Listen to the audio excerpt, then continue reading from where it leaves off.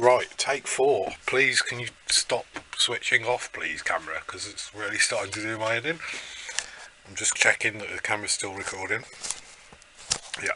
Okay, I'll run through this quite quickly now because I've done this 4 times and it's starting to piss me off. My camera keeps switching off. Right.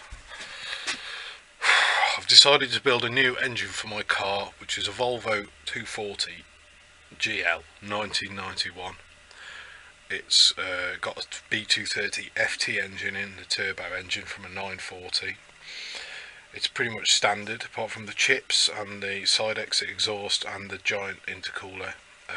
The boost runs up to 14 psi or 13 psi thereabouts. At the moment it's set on the actuators, set to like 7 psi, but it sort of runs away.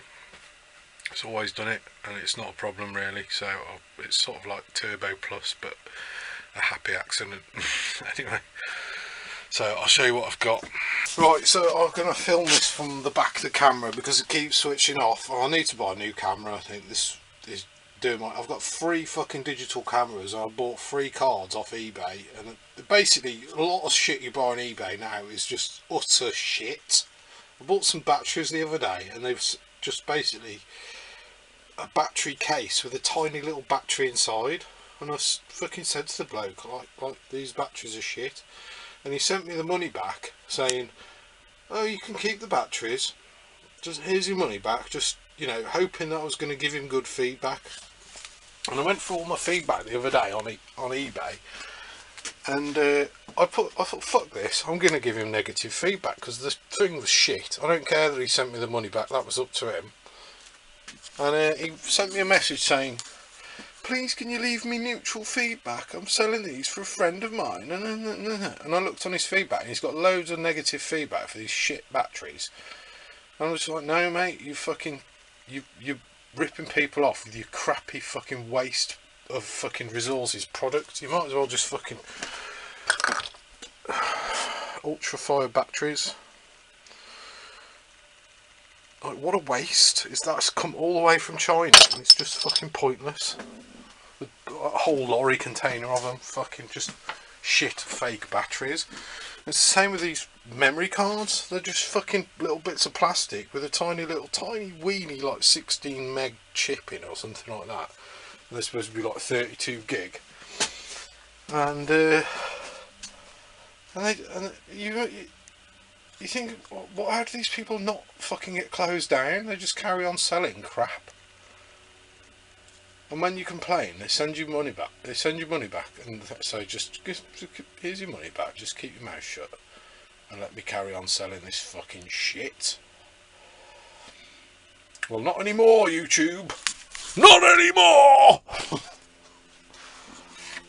No fucking negative feedback from me from now on. Anything that I don't like, or think it's a bit wank, it's not meant to be. It's meant to be some fucking. All right, it's. You know, I'm not paying that much under the odds for it either, to be honest. You know, it's like, yeah, eBay, people sell fucking millions of the same thing on there. I think they'd be fucking able to like give you a bit of a discount because they're selling like hand over fist, fucking hundreds a day of the same thing. So yeah, it's going to be a bit cheaper than going down to fucking Sainsbury's or fucking B&Q, isn't it, or wherever it is. I mean, to be fair, I have bought some good stuff off eBay recently. It's not all shit. It's mostly the electrical stuff, I find. I bought some excellent little carbide burrs for my Dremel. Fucking brilliant. And they are proper little carbide burrs. They're brilliant. They cut through a high tensile bolt and a broken off drill bit, which is in the bottom of the hole. Cut through it in no time at all. And allowed me to carry on with my life instead of drilling and drilling and drilling for hours and hours and not getting anywhere. Cat is going mad. Sid. Right, well, I've been having trouble with my camera anyway, and it seems to be recording okay now, so rant over, I'll get on with the video.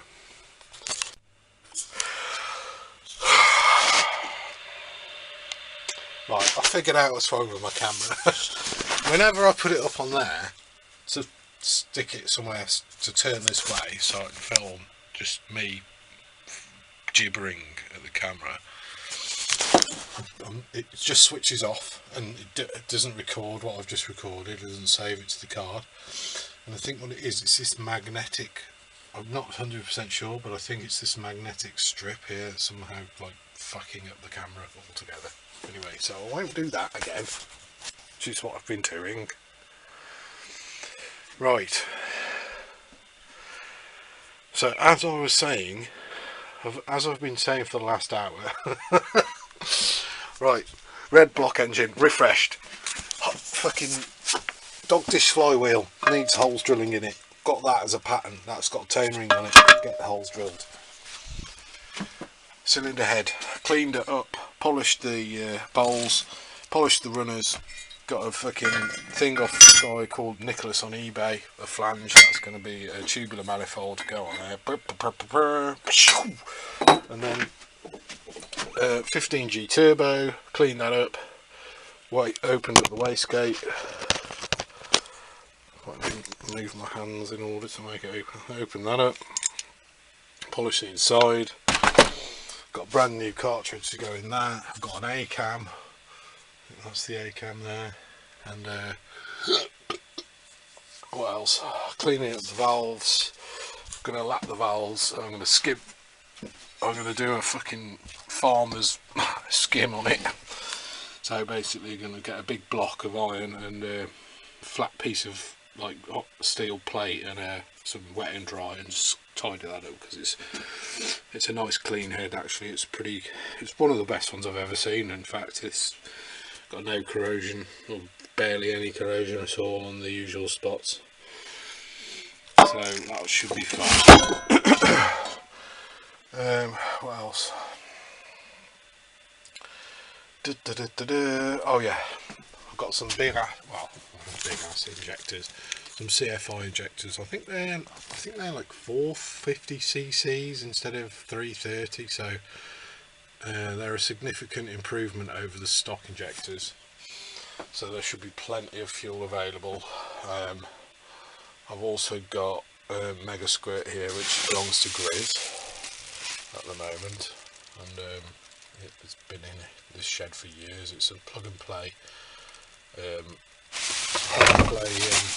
harness which came for a guy in Canada, I believe. It was either Kenny Howard or Justin Gristrew or something like that. It was a guy in Canada. Nobody's really sure, but that was who posted it. Yeah, just cleaning up some valves on the pillar drill at the minute. Just gently decoking the back of the valve there, and then I'll stick all this in a. I don't even know if I want to mess with any of that. And I will have to reshim the cylinder head when I put it all back together with a new cam in it. So I'll have to get some new shims from somewhere, see what's going on. I've got a pipe here for a fella that I know who's it's a non-turbo pipe, because what I'm planning on doing is using a sandwich plate with an oil to air cooler instead of this Volvo water to oil cooler that's down there. I won't be using that. I've got some nice pipe there, some 40mm internal diameter pipe. What else have I got? That's it really for now. I need to get a clutch. So if anyone knows where I can get a decent clutch that'll hold, well, I'm aiming for about 250 horsepower, which is probably 50 horsepower more than there is now. I'm going to run about 50, at least, well, what I would say 1 bar of boost, maybe a little bit more. I've got a fuck off great big intercooler on my car already, so shouldn't be too much of a problem to run over a bar. I've got plenty of fuel I've got brand new, well, let's say brand new pumps. The pumps are probably about 2 or 3 years old on the car, so they should be good to go, really. I might get wideband.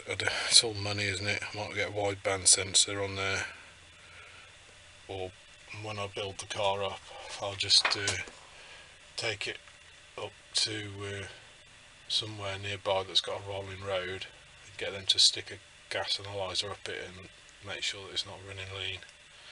It shouldn't really run lean, it should be alright, but can't hurt to check, can it?